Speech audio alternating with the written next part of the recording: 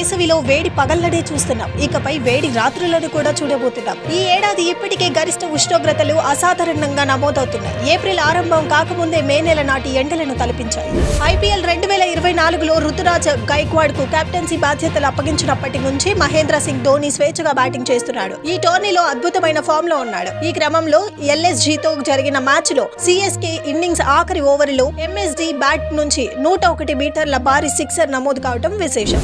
లోక్సభ ఎన్నికల తొలి విడత పోలింగ్ శుక్రవారం ముగిసింది. ఈ నేపథ్యంలో త్రిపురలో ఆసక్తికర ఉదంతం చోటు చేసుకుంది. ఇక్కడ ఓటు హక్కు కలిగిన 2500 మంది ఓటర్లు తమ ఓటు హక్కును సద్వినియోగం చేసుకునేందుకు భారత్ బంగ్లాదేశ్ సరిహద్దుల్లోని ఫెన్సింగ్ ను దాటారు.